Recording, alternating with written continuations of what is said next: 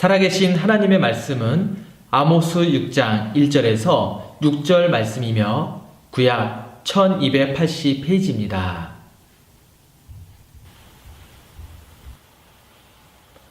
화 있을진저 시온에서 교만한 자와 사마리아 산에서 마음이 든든한 자 곧 백성들의 머리인 지도자들이여 이스라엘 집이 그들을 따르는도다. 너희는 갈레로 건너가 보고 거기에서 큰 하맛으로 가고 또 블레셋 사람의 가드로 내려가라. 너희가 이 나라들보다 나으냐? 그 영토가 너희 영토보다 넓으냐? 너희는 흉한 날이 멀다 하여 포악한 자리로 가까워지게 하고 상하상에 누우며 침상에서 기지개 켜며 양떼에서 어린 양과 우리에서 송아지를 잡아서 먹고 비파 소리에 맞추어 노래를 지절거리며 다윗처럼 자기를 위하여 악기를 제조하며 대접으로 포도주를 마시며 귀한 기름을 몸에 바르면서 요셉의 환난에 대하여는 근심하지 아니하는 자로다. 아멘. 이어지는 순서는 생명의 말씀 시간입니다. 우리 목사님께서 안타까운 대한민국이라는 제목으로 선포하시는 말씀에 아멘하여 큰 은혜 받으시기 바랍니다. 그리고 오늘은 아모스 6장을 통하여서 역시 북이스라엘의 멸망 직전에 있었던 그 당시의 배경을 살펴보면서 우리가 오늘날 우리의 모습을 재조명하면서 함께 은혜를 나누기를 원합니다. 최근 우리는 최순실 게이트로 말미암아서 온 나라가 시끌벅적한 한 주간을 보낸 것 같습니다. 더욱이 국정의 최고의 지도자인 대통령이 대국민 담화문을 발표하면서 어지러운 시국 중에 입장을 표명하는 모습에 많은 사람들이 안타까워하며 이 한 주간을 보낸 것 같습니다. 더욱이 대통령의 대국민 담화 발표 이후에 소요 사태가 좀 가라앉는가 했더니 더욱 급진전되어서 박근혜 대통령 하야를 외치며 시위하더니 어제는 박근혜 퇴진 이 욕을 하면서 이제 하고 있는 실정입니다. 그리고 어제는 광화문 앞에서 시위한 인원이 경찰 추산 약 15만 명 정도를 헤아리고 있는데 이번 주 토요일 날이 12일입니다. 그래서 아마 정점을 찍지 않겠나. 정점을 찍는데 약 한 100만 명 정도 이렇게 모여서 시위할 것을 예상하고 있다는 것입니다. 여러분, 어느 정권이든지 임기 말에 권력 누수 현상으로 레임떡이라는 말이 나오는 경우는 왕왕이 있는 일이지만 근본 사건은 레임떡을 지나쳐서 국민들의 분노의 불길이 하늘을 치솟는 것 같습니다. 여러분들 잘 아시다시피 우리나라는 1950년 6월 25일 한국전쟁이 발발하였고 그 후에 휴전의 상태가 들어간 지 약 60년이 지났습니다. 문제는 북한에선 지금도 핵을 장착한 미사일 실전 배치를 위하여서 얼마 전 제5차 핵실험까지 마친 상태를 여러분 잘 아실 줄로 생각이 됩니다. 우리나라에선 이것을 대처하기 위해서 사드를 이제 배치해야 된다. 그래서 이제 어떤 한 특정 지역을 이제 선정을 했고 그곳에 아마 조만간에 미국에서는 6개월 안에 사드를 배치한다. 이런 이제 계획을 가지고 있는 것 같습니다. 그래서 이런 말미암아서 지역 갈등에 홍역을 치루었고 지금도 그 후유증은 가시지 않은 상태입니다. 문제는 또 서해안에서는 중국 어선들이 우리나라의 경계선을 제집 들락거리듯이 이제 왕립을 하고 있고 전에는 꽃게가 나는 이 꽃게철에 들어와서 이제 조업을 하고 다른 차례는 별로 안 들어왔는데 지금은 시도 때도 없이 들락거리면서 이제 우리나라에서 조업을 하고 또 우리나라의 어부들을 불편하게 하는 이런 일이 발생되고 있습니다. 더욱이 최근에는 서해를 뛰어넘어서 이제는 동해의 독도 해변 그 지역에 이제 서해와 같은 똑같은 이런 조업을 하고 있다는 것입니다. 그러니까 서쪽의 조업을 뛰어넘어서 이제는 동해 쪽에 들어가서 이제 조업을 하고 있다는 것입니다. 뿐만 아니라 미국의 분위기는 내일 모레 여러분 미국의 대선이 있는 거 여러분 아시지요? 힐러리하고 그다음에 트럼프하고 이제 양대 진영에서 둘 중에 하나 누군가가 이제 대통령이 될 터인데 아마 이 두 주자는 오늘과 내일 사이에 아마 밤잠을 설쳐가면서 이 표 한 표를 더 얻기 위해서 아마 심각하게 이제 아마 선의의 경쟁을 펼치고 내지는 정점을 찍게 되는 것이 바로 아마 오늘과 내일에 있을 일이 되지 않겠나 이렇게 생각을 해보았습니다. 아무튼 우리나라의 위기는 어느 한 곳의 위기가 아니라 총체적인 위기라고 말할 수 있습니다. 문제는 이런 위기 때에 우리는 과연 어떻게 해야 될 것인가? 그저 바라만 보고 있을 것인가? 아니면 빗게 들고 시위해야 될 것인가? 아니면 어떻게 해야 될 것인가? 뭔가 해답을 얻어야 되지 않겠습니까?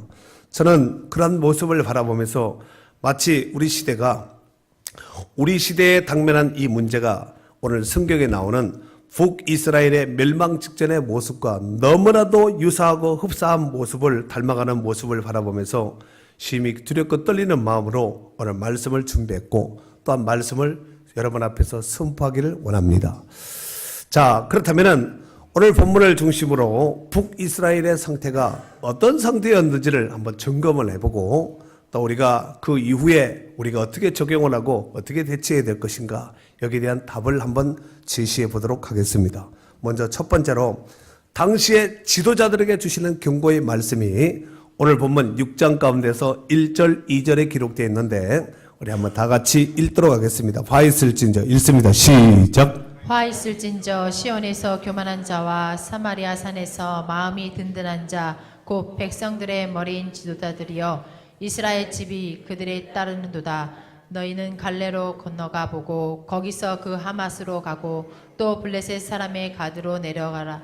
너희가 이 나라들보다 나으냐? 그 영토가 너희 영토보다 넓으냐? 아멘. 좋습니다. 여러분 오늘 이 본문에 이 북이스라엘의 지도자들을 향하여서 말씀을 선포한 선지자는 아모스 선지자입니다.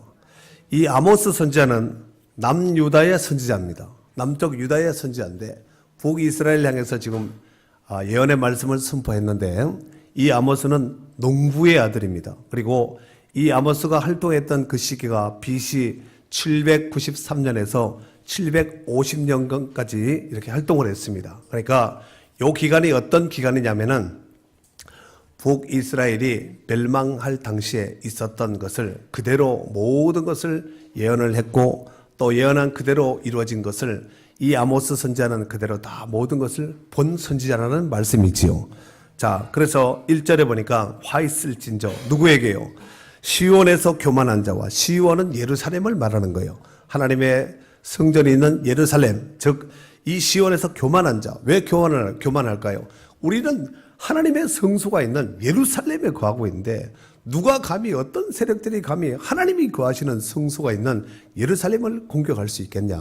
시온을 공격할 수 있겠냐? 이렇게 생각을 하면서 안일된 생각을 하고 있는 자들에게 지도자들에게 지금 말하고 있는 거예요. 그리고 뒤에 보니까 사마리아 산에서 마음이 든든한 자. 사마리아는 여러분 아시다시피 북이스라엘의 수도였습니다.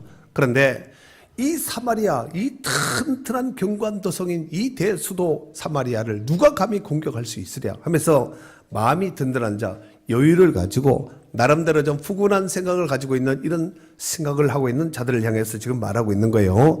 마음이 든든한 자, 곧 이 사람들은 이런 사람이라는 거예요. 백성들의 머리인 지도자들이요. 남쪽의 지도자들, 북쪽의 지도자들이요.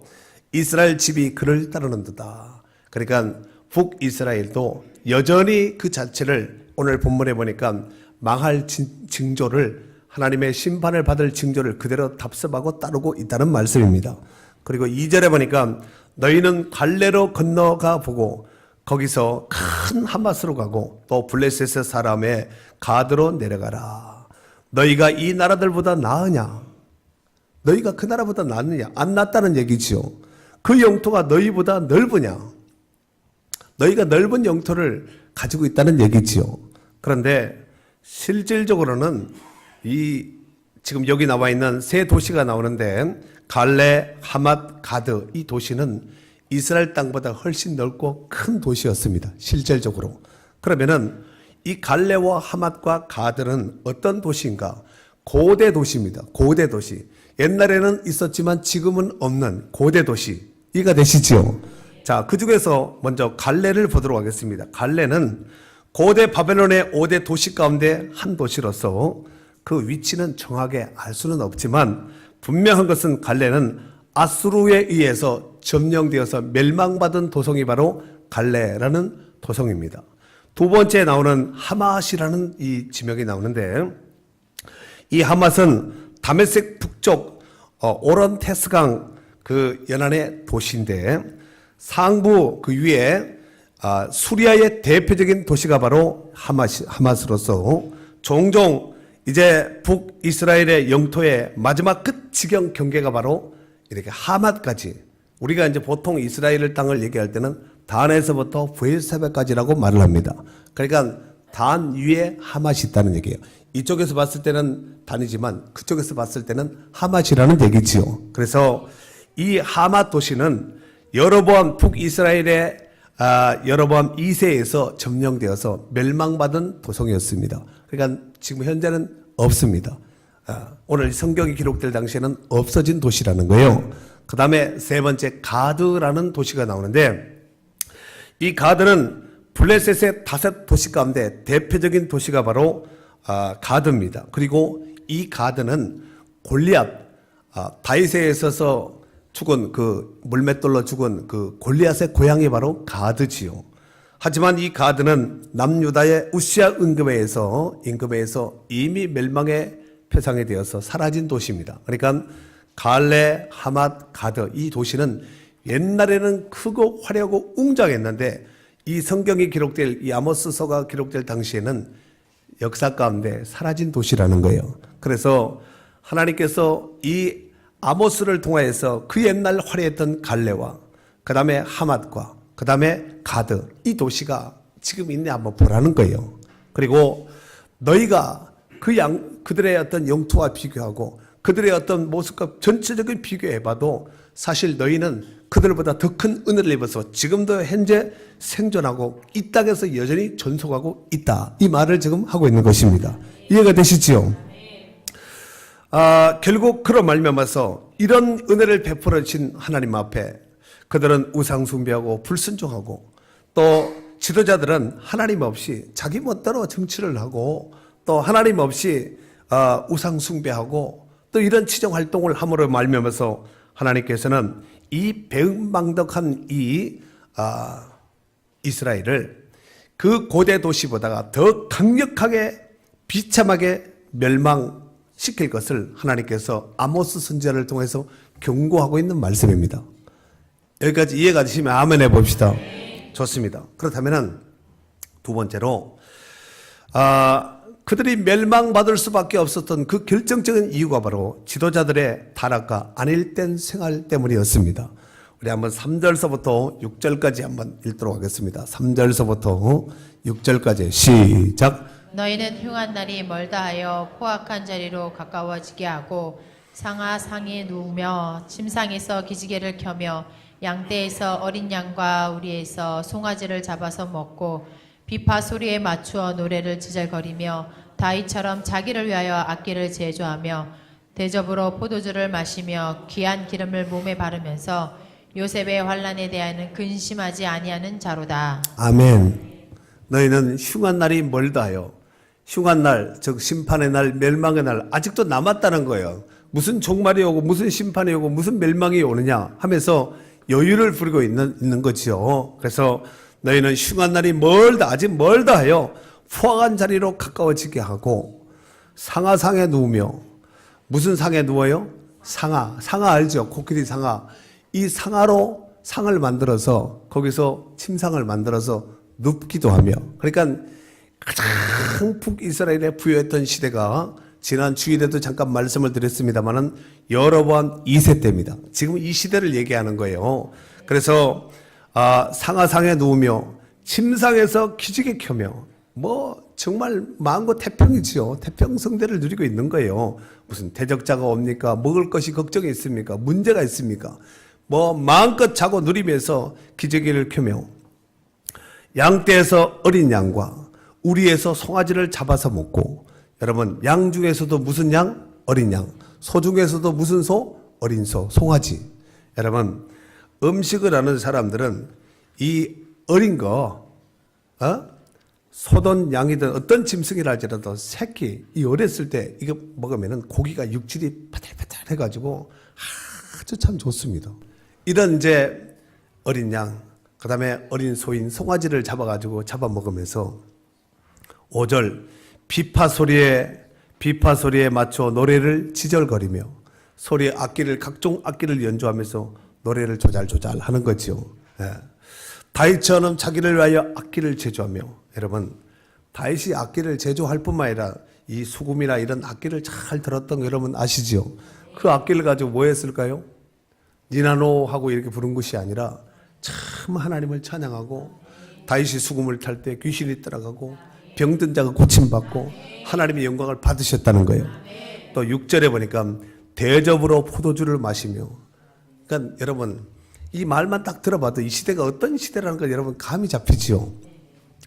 사발로 술을 먹는 거지요. 여러분 대접으로 이런 성전 안에 있는 은근 기명들 이런 것을 가지고 술을 따라 마시다가 죽은 왕이 하나 있지요. 누구지요? 벨사살 임금. 바벨론의 벨사살 임금이라고 혹시 들어보셨어요? 손가락 글씨가 나타나가지고 그날 밤에 죽었던 그 왕이 있잖아요. 그 다음에 귀한 기름을 몸에 바르면서 온갖 향료와 좋은 기름을 몸에 바르면서 요셉의 환난에 대하여는 근심하지 아니하는 자로다. 이런 사람에게 화 있을진저. 이렇게 오늘 본문에서 말씀하고 있습니다.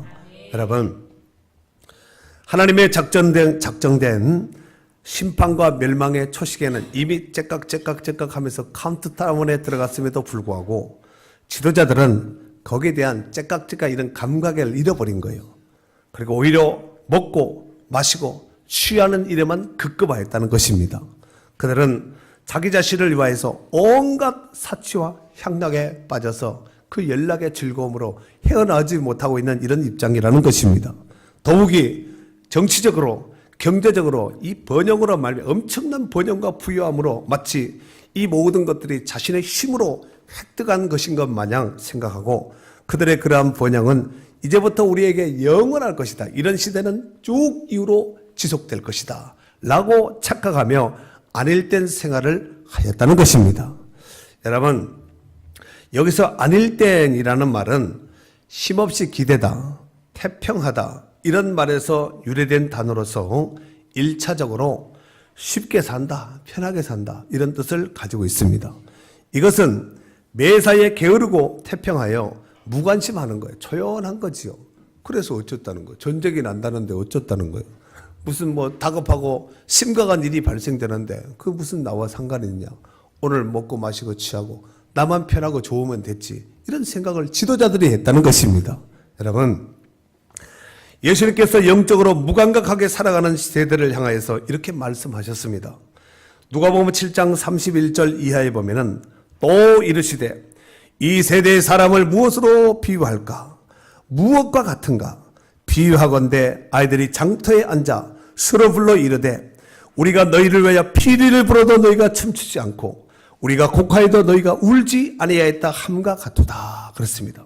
피리를 삐리비 하고 부르는데도 춤추는 자 즐거워하지 않는 거예요. 누가 죽었습니다. 장례식 놀이를 하는 거지요. 아이들이 앉아서 곡하는 거예요. 아이고 하는데도 감각이 없는 거예요. 그것이 뭐 나와 상관이 있냐 하면서 감각을 잃어버린 이 세대를 향해서 예수님께서 이와 같이 비유를 하셨다는 말씀입니다.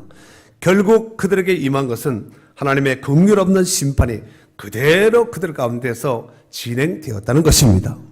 아모스 7장 17절 한번 읽겠습니다. 한 장 넘기면 되겠죠. 오늘 본문에서 한 장 넘기면은 아모스 7장 17절 하나님께서 그들에게 어떤 심판을 내렸는지 읽도록 하겠습니다. 시작. 여호와께서 이와 같이 말씀하시기를 내 아내의 성읍 가운데서 창녀가 될 것이요 내 자녀들은 칼에 엎드러지며 내 땅은 측량하여 나누어질 것이며 너는 더러운 땅에서 죽을 것이요 이스라엘은 반드시 사로잡혀 그의 땅에서 떠나니라 하셨느니라. 아멘. 여기 보니까 하나님께서 심판과 경고의 메시지를 주셨을 때 그들이 귀전에 들려오지 않은 것, 마음에 울림이 없는 거지요. 결국 그런 말미암아서 하나님께서 계획하신 심판을 그대로 작정하시기로 하나님이 결단을 하셨는데 내 아내는 성읍 가운데서 뭐가 될 것이요? 창녀가 될 것이요 내 자녀들은 칼에 엎드러지고 다 죽는다는 얘기예요. 내 땅은 측량하여 나눠질 것이며 땅은 4분 5열로 나눠지고 너는 더러운 땅에서 죽을 것이요 이스라엘은 반드시 사로잡혀 그의 땅에서 떠나리라 하셨느니라. 여러분, 책에 나와 있는 구약의 이야기인가 보다 이렇게 듣지 않았으면 좋겠습니다. 세 번째로, 그렇다면은 정말 이러한 시대 때에, 이러한 때에 그들이 무엇을 해야 될 것인가? 그들이 무엇을 했어야지 살고 어떻게 해야지 살았을까? 그것을 또 우리에게 적용을 시켜본다면은 우리는 이런 난세, 정말 이 어지러운 난세 속에서 우리는 어떻게 살아야 되고 무엇을 해야 될 것인가? 이거 한번 같이 살펴보면서 적용을 해봐야 되지 않겠습니까? 여러분, 무엇보다도 우리가 깨어서 기도하고 자기 일에 충실해야 됩니다. 이런 난세 때일수록 믿는 성도는 정말 더 깨어서 기도해야 됩니다. 근데 더 자지요. 더 잡니다. 그리고 이거 이제 말세인데 종말이 온다는데 전쟁 나면 끝이지 빠당빠당하고 애써봤자 무슨 소용이 유익이 있겠나 하면서 먹고 마시고 같이 흥청거리는 거예요. 여러분, 세상 풍조에 휘말리면 큰일 납니다. 네. 그들이 촛불 드니까 우리도 피켓 들고 우리도 촛불 들고 피켓 들고 우리도 한바탕 해야지. 그렇게 하지 않으면 마치 그 시대에 뒤떨어진 사람처럼 이런 생각을 하면 안 된다는 것입니다. 디모데전서 2장 1절 이하에 보면은 그러므로 내가 첫째 권하노니 모든 사람을 위하여 간구와 기도와 도구와 감사를 하되 특히 임금들과 높은 지에 있는 모든 사람을 위하여 하라. 이는 우리가 모든 경건과 단정함과 고요하고 평안한 생활을 하려 함이라 그랬습니다. 정말 우리가 우리의 신앙을 잘 지키고 또 여러분의 생업과 가정과 모든 삶 속에서 정말 고요하고 안정된 생활을 하고 싶으면은 정말 기도해야 됩니다. 막 이러다가 풀리겠지, 이러다 말겠지. 세상 사람들은 그렇게 생각한다 할지라도 우리 믿는 성도들마저도 그렇게 생각해서는 되겠냐 이거지요. 여러분, 정말 우리가 금방 이번 사건을 통해서 또다시 깨닫는 교훈은 뭐냐면은 지도자 한 사람이 이렇게 중요하다는 거예요. 옛날 우리 구한말에 이 민비라는 민비가 궁궐 안에서 푸닥거리 굿하는 걸 그렇게 좋아했다는 거예요. 결국은 나라가 망한 거예요. 이번에 대통령이 나와서 청와단에서는 굿이나 주술적인 것을 하지 않았다고 하는데 글쎄 굿을 안 했을 뿐이지 주술적인 것은 얼마든지 왕집하면서 있을 수 가능성이 있습니다. 지금까지 모든 드러난 자료들 그런 안 드러난 거 말고 추측 말고 드러난 자료에 의하면 얼마든지 그런 일이 발생될 수 있다는 것입니다. 그래서 지도자 한 사람의 역할이 그렇게 중요하고 지도자는 뽑을 때 처음서부터 잘 뽑아야 됩니다. 뽑아놓은 다음에 이럴 줄 몰랐네 저럴 줄 몰랐네 소용없습니다. 그렇죠. 그래서 사람을 세우고 사람을 선임하는 것이 정말 어렵습니다. 그 사람은 괜찮을 줄 알고 다 괜찮을 줄 알고 다 세운 사람이지 이 사람 세우면 나라가 망한다. 이 사람 세우면 국회가 엉망된다. 민생이 파탄으로 이렇게 문제가 생긴다. 이렇게 된다면 누가 그런 사람을 뽑아주고 세우겠습니까? 다 나름대로 뽑을 때는 또 좋은 공약상을 안고 저를 국회에 보내주시면 저를 대통령을 만들어주시면 이런저런 일을 이렇게 저렇게 하겠습니다 하고 나름대로 공약을 믿고 신뢰하고 그리고 그 사람을 뽑아주고 세운 것이 아니겠습니까? 그런데 시간이 지나니까 진정성이 떨어져 버리고 그 믿었던 초심의 마음은 온데간데 없고 오히려 그냥 국민들 앞에 죄송합니다, 미안합니다 이런 말로 점철시키려고 대통령 세운 거 아니거든요. 여러분, 또 국정을 이렇게 진행하다 보면은 실수할 수도 있고 잘못할 수도 있습니다. 뭐 사람인데 완벽하게 할 수 있지는 않겠죠. 그래서 참모들이 필요한 거, 그래서 지혜자들이 필요한 것이고, 그렇죠. 이런 어떤 모사들이 필요한 것이 아니겠습니까? 여러분,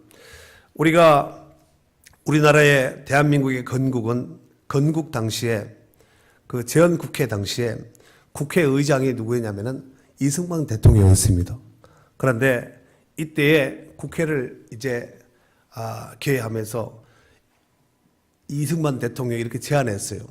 우리가 나라의 법을 만들고 국가를 시험에 있어서 아주 중요한 이 역사의 현실 아래서 우리가 하나님의 은혜를 구하면서 우리가 기도하면서 시작합시다 해서 당시 국회의원이었던 이윤영 의원이라고 있습니다. 그분을 이제 대표기도를 시켜서 이제 국회가 전 국회가 시작된 거 여러분 잘 아시잖아요. 정말이지 우리나라는 하나님의 보호하심이 없으면 언제 어떻게 될지 알 수가 없는 나라가 우리나라거든요. 여러분 지금껏 보호하시고 지켜주신 하나님이 이후로도 우리를 지켜주시고 보호하시기를 정말 간절히 소망합니다. 왜냐하면 역사의 흥망성쇠는 사람이 주관하는 것 같지만 그 배후에 하나님께서 보이지 않는 손길로 이제 주관하고 역사에 나가기 때문에 그렇습니다. 그렇다면은 초대교회 당시에는 어려움이 없었는가? 어려움이 있었지요. 그렇다면은 그들은 어려움을 만났을 때, 위기를 만났을 때, 난제를 만났을 때, 문제를 만났을 때 어떻게 대처했을까요? 사도행전 12장에 보면은 이제 그 앞에 계속해서 교회가 핍박을 받습니다. 사람들이 막 흩어지지요. 사도들 외에는 다 흩어집니다. 문제는 그 남아있는 사도들 가운데서 당시에 분봉이 누구냐면은 헤롯입니다. 헤롯. 이 헤롯 왕이 이제 사도들을 잡아 죽여야 되겠다. 이렇게 생각을 하고 베드로, 요한, 야고보 중에서 야고보를 체포합니다. 그리고 감옥에 넣었다가 적당한 나를 잡아서 이제 야고보를 목을 잘라서 죽입니다. 유대인들이 너무나도 좋아하죠.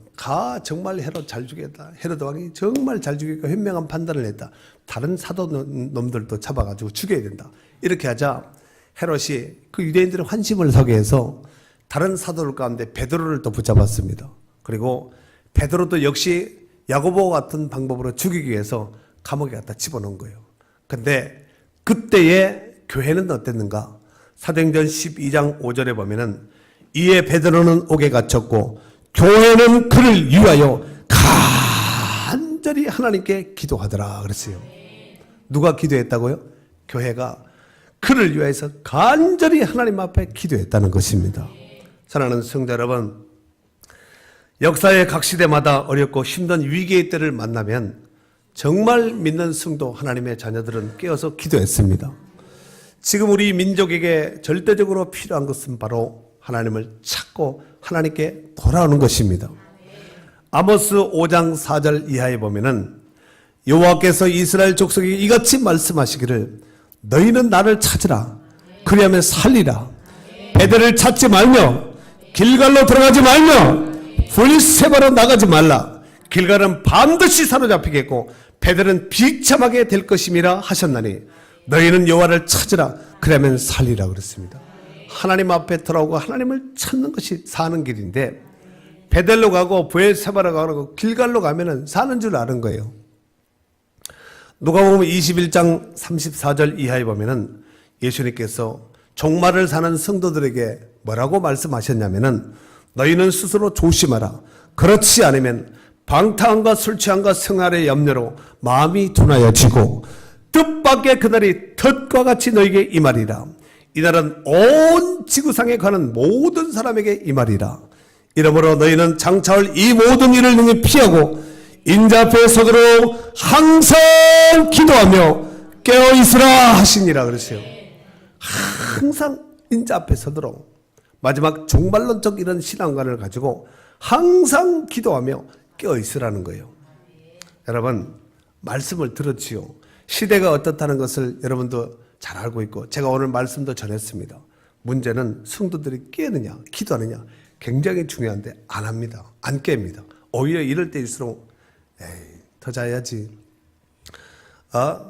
어차피 뭐 전쟁 나면 뭐 들고 가지도 못할 거 먹고 마시고 쓰고 그냥 시큰 즐기고 그냥 해야지.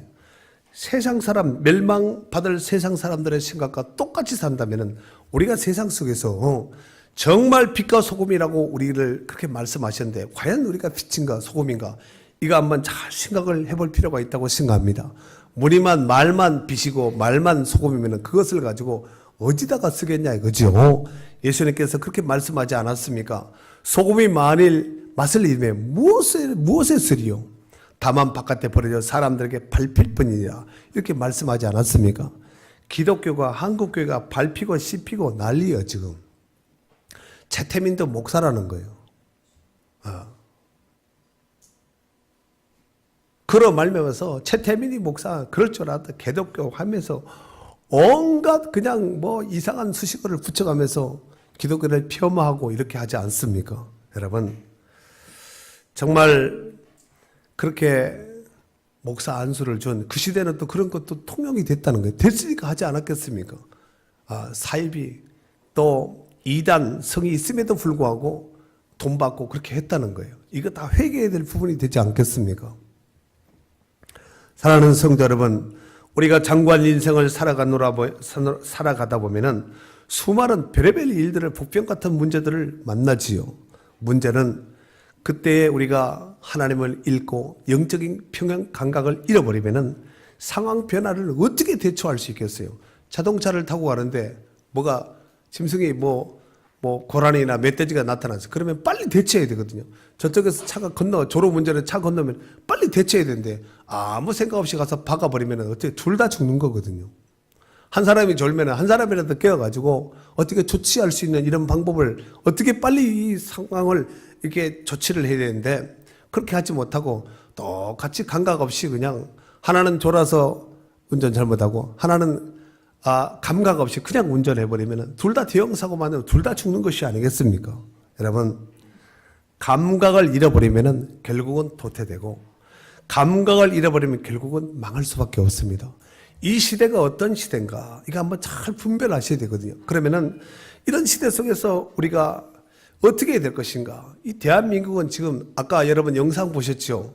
그 자동차가 강에 빠져가지고 굴렀는데 14시간 이렇게 돼 있었다는 거예요. 나중에 경관에 의해서 발견되고 누군가가 신고를 했겠죠. 그런데 그 뒤에 아이가 있다는 거예요. 그런데 아이가 이미 숨이 끊어진 거예요. 근데 끊어진 지 얼마 되지 않아서 경관이 계속해서 심장 마사지하고 이렇게 계속해서 병원에 들어가서 결국은 이 아이를 살려내지 않았습니까? 그 아이 그냥 놔두면 어떻게 되겠어요? 그냥 죽는 거지요, 뭐. 답이 있나요? 무슨 소망이 있겠습니까? 마치 우리나라 대한민국이 아까 다리에서 난간에서 떨어져서 그 강물에 처박힌 자동차와 같이 또 그 안에 있는 아이와 같은 이 상황이 딱 맞습니다. 지금 현재 상황이 딱 맞습니다. 그런데 누군가가 그 가운데서 살려낼 수 있는 경관 같은 1999 같은 이런 사람이 있어야 되는데 누가 그 일을 하겠냐 이거지요. 누군가가 하겠지 이렇게 생각을 하고 아닐 땐 생각을 하면은 결국은 차고 사람이고 다 끝장나는 거예요. 그런 사고가 언제 그런 일이 있어요. 감각도 없이 여러분 운전하면서 나무가 부딪혔다. 다리 난간 같은 데 부딪혔다 하면 한번 이렇게 볼 필요가 있습니다. 그렇잖아요? 그게 운전하면서 얻는 감각이 현장 감각이 아니겠습니까? 근데 초보 운전수는 그 볼 색은 앞에만 이렇게 보고 언제 옆에를 보겠어요? 여러분, 정말 그런 감각을 느끼는 자는 어느 정도 운전도 좀 할 수 있는 사람, 영적인 감각이 있는 사람, 이런 사람들이 그런 감각을 의식을 하는 것인데 문제는 이 북이스라엘 당시의 이 지도자들은 이런 아닐 땐 생활에 빠져서 그냥 낮이고 밤이고 먹고 마시고 즐기고 연락하고 이런 생활에 빠져서 무슨 심판이 오고 무슨 멸망이 오고 무슨 재앙이 온다는 얘기인가 하면서 전혀 강 건너 남의 집 불구경하듯이 지금 자기 일인데 남의 집 불구경하지 이런 현극 가운데 빠져 있었다는 것입니다. 여러분, 정말 우리나라의 총체적인 이런 위기, 경제도 위기예요. 정치는 말할 것도 없습니다. 우리도 이제 미국에 대선했으니까 우리도 이제 조만간에 대선을 치러야 되지요. 그리고 청와대는 초상집입니다. 참모들 다 떨어져 나가고, 책임 총리를 세운다고 하는데, 글쎄, 그분이 어느 정도 영향을 끼쳐서 어떻게 해결할지는 우리는 답을 얻을 수가 없어요. 역시 사람 아니에요. 하나님께서 이 총체적인 난국을 이렇게 세우고 건지고 회복시키지 않으면 우리나라는 지금 가능성이 없거든요. 우리나라가 지금 경제 시비, 무역 시비 이렇게 말을 하지만 그 시비 사람이 잘해서 경제를 잘해서 정말 정치를 잘해서 뭐 무역을 잘해서 정말 우리나라가 거기까지 왔습니까? 그렇지 않습니다. 정말 하나님의 절대적인 보호하심 아래서 우리가 여기까지 온 것이 아니겠습니까? 이거 인정하지요. 외국 사람들은 뭐 그렇게 노력 안 하고 그렇게 수고 안 하고 해서 이렇게 떨어지고 그런 것이 아니거든요. 이거 특별한 은혜거든요. 이 민족을 향한 하나님의 긍휼하신 은혜가 특별히 있음으로 해서 하나님께서 이렇게 세워주신 것이거든요. 예. 그런데 이런저런 위기와 총체적인 문제 앞에서 이걸 어떻게 할 거냐 이거. 어떻게 하고 그냥 어떻게 하고만 있고 그냥 말아야 될 것인가. 어떻게 해야 될 것이냐 이거죠. 세상 사람들이 하는 방법을 따라서 그대로 동조하고 우리도 피켓 들고 대통령 하야하고 퇴진시키자 이렇게 해서 나가는 것이 정답인가? 어떻게 하는 것이 정답인지 여러분이 한번 생각 한번 해보시기 바랍니다. 여러분 믿는 성도들이 어떤 문제를 만나면 무조건 깨어서 기도해야 돼요. 이건 진짜 성도라면 깨어서 기도합니다. 가짜들은 안 합니다. 듣고 그냥 기도하는 거 기도해야지 이러고 말겠지요. 정말 그 위기가 우리 민족의 위기가 우리 가운데 직면한 이런저런 문제가 나의 문제다. 여러분에게 직접 가정에 직접 당사자의 문제라면 여러분 기도하지 않겠습니까? 기도하지 말라고 그래도 기도하고 금식 기도하지 말아야 해도 금식할 거예요. 그런데 왜 그렇다면 기도하지 않고 이렇게 안 하려고 잠 다 자고 그냥 오히려 밤문화 여러분 줄여야 됩니다. 밤문화를 줄이지 않으면 새벽을 절대로 깨울 수가 없습니다. 중직자는 왜 있는 거예요? 이럴 때 이런 위기 때 같이 기도하고 앞에서 십자가를 지고 힘을 쓰라고 세운 것이 아니겠습니까? 다 자는 거예요. 다 졸며 잘세하는 거지요. 누가 기도하겠어요? 지난 금요일 날 새벽 기도하는데 4사람이 나온 거예요. 그 사모 나 둘 빼면 둘이 나왔다는 얘기예요. 이것이 우리의 현 주소입니다. 여러분 사람의 성도의 믿음의 분량이나 교회의 어떤 하나님 주시는 또 사명의 분량 또 능력의 분량 은혜의 분량을 보면은 기도하는 거 보면 알거든요. 기도가 결정되는 거예요. 우리나라를 가지고 기독교를 우리를 가지고 기독교라 그러잖아요. 기독교는 기도교에서 음가를 따서 기독교라는 말이 나왔다는 거예요. 기독교 기도하나요? 무슨 기도예요? 기도하기는 기도하는 척 하겠죠. 정말 이래서는 안 되거든요. 다 망하고 깨지고 다 붙잡혀가고 이런 다음에 그때 기도했어야 되는데 어떻게 하지? 기도했어야 되는데 이런 다음에 빼앗긴 다음에 망가진 다음에 멸망하고 심판받은 다음에 그때 기도했어야 됐는데 아무리 가슴을 치고 두들겨도 아무 의미가 없습니다. 울리는 메아리 꽹가리에 불과한 것이지요. 이럴 때 기도해야 될 것이 진짜 기독교인이거든. 진짜 기독교는 위기를 만나면 기도하고 움직여야 되거든요. 그 왜 움직이지 않고 기도하는가? 죽었으니까 그렇지요.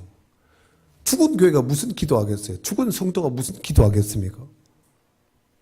그렇지 않아요? 예레미야 예가 2장 18절에 보면은 그들의 마음이 주를 향하여 부르짖기를 딸 시온의 성벽아 너는 밤낮으로 눈물을 강처럼 흘릴지어다. 스스로 쉬지 말고 내 눈동자를 쉬게 하지 말지어다. 그렇습니다. 밤낮으로 눈물을 강처럼 흘리라는 거예요. 눈물로 회개하고 하나님의 은혜를 구하라는 거예요. 하나님이 돕지 않으면 끝입니다. 여러분 가정 하나님 돕지 않으면 끝이. 사업장 직장 내가 뭔가가 실력이 있고 뭔가가 재주가 있고 남들보다 탁월한 뭔가가 있어서 내가 잘리지 않고 있는가 보다. 여러분 은혜인지 아세요? 네. 한국 경제 그 위기 속에 그나마 근근히 이렇게 버텨나가는 거 그 하나님 은혜거든요. 남과 북의 이런 위기 속에서 대치하고 있는 이런 상황 속에서 지금 막 엉망이잖아요. 그런데도 이렇게 나라가 존속할 수 있는 것은 하나님의 은혜라는 거예요. 그리고 우리가 기도할 뿐만 아니라 자기 일에 최선을 다하고 충실해야 됩니다.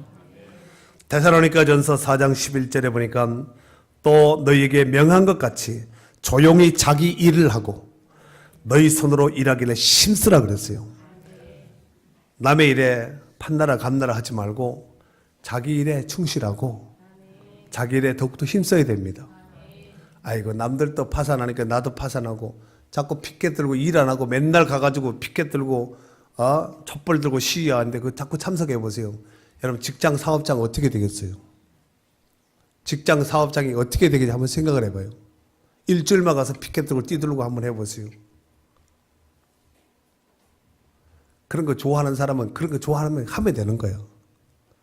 피켓 들어서 답이라면 그거 들어야 됩니다. 그 문제가 해결된다면 전 국민이 애고 의론이고 할 것도 다 들어야 됩니다. 여러분 피켓이 답이 아니라 하나님께로 돌아오고 회개하고 깨어서 기도하는 것이 답이에요. 아멘. 오늘 본문의 말씀은 지금으로부터 약 2700년 전에 활동했던 아모스 선지자를 통하여서 북이스라엘에게 예언한 말씀입니다. 예언은 예언으로만 끝나지 않고 예언이 그대로 실행되지 않았을 때는 예언대로 너희가 이렇게 하면 경고 심판받는다. 이 말에서 깨어있지 못하고 의식하지 못하면 예언은 그대로 집행된다는 거예요. 오늘 그들은 아모스의 예언 따위는 관심을 두지 않았습니다. 결국 그들에게 임한 것은 긍휼 없는 심판, 재앙, 멸망, 빼앗김, 죽임이 그들 가운데 있었을 뿐입니다.